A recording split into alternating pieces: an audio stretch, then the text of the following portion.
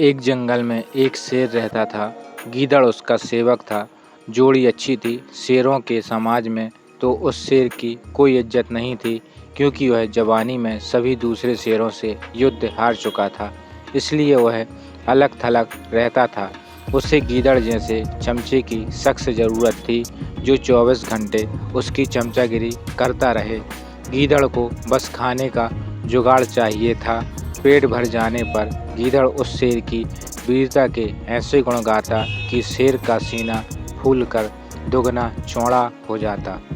एक दिन शेर ने एक बिगड़ैल जंगली सांड का शिकार करने का साहस कर डाला। सांड बहुत शक्तिशाली था। उसने लात मारकर शेर को दूर फेंक दिया। जब वह उठने को हुआ तो सांड ने फां-फां करते हुए शेर को सींगों से एक पेड़ के साथ रगड़ दिया।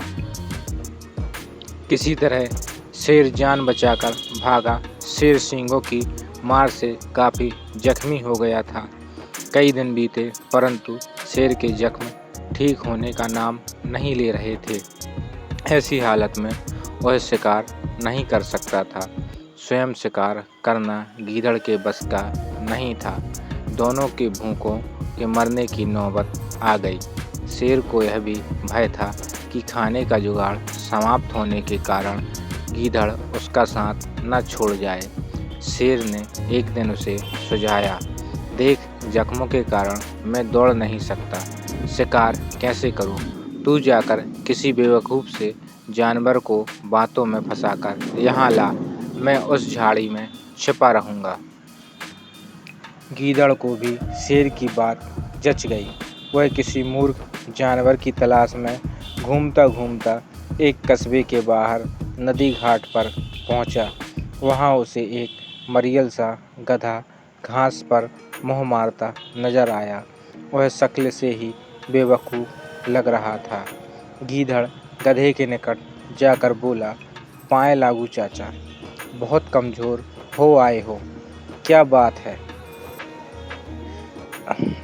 गधे ने अपना दुखड़ा रोया, क्या बताऊं भाई, जिस धोबी का मैं गधा हूँ वह बहुत क्रूर है। दिन भर धुलाई करवाता है और चारा कुछ देता नहीं। गीदड़ ने उसे न्योता दिया, चाचा मेरे साथ जंगल चलो, वहाँ बहुत हरी हरी घास है, खूब चरना, तुम्हारी सेहत बन जाएगी।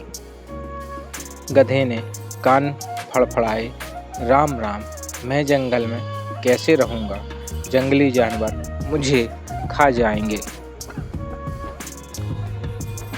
चाचा, तुम्हें शायद पता नहीं कि जंगल में एक बगुला भगत जी का सत्संग हुआ था।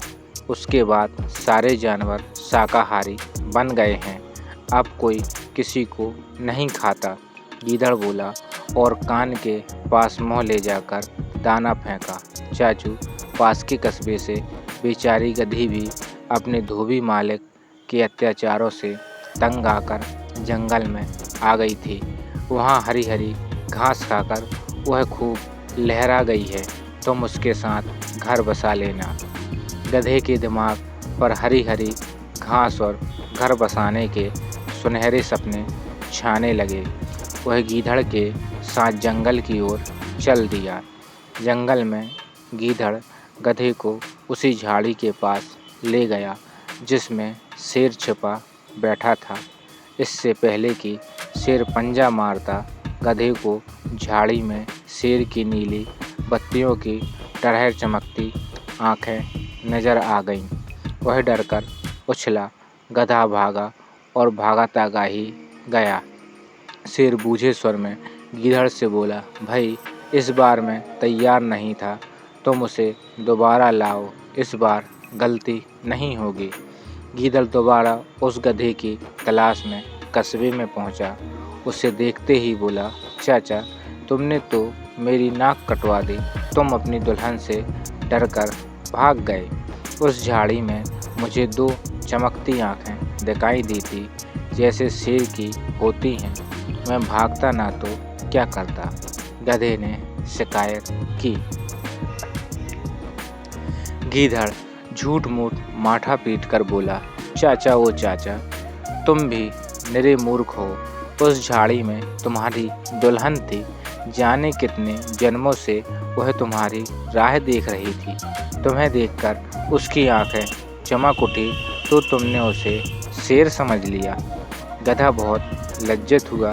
गीदड़ की चाल भरी बातें ही ऐसी थी। घड़ा फिर उसके साथ चल पड़ा। जंगल में झाड़ी के पास पहुंचते ही शेर ने नुकीले पंजों से उसे मार गिराया। इस प्रकार शेर व गीदड़ का भोजन जुटा।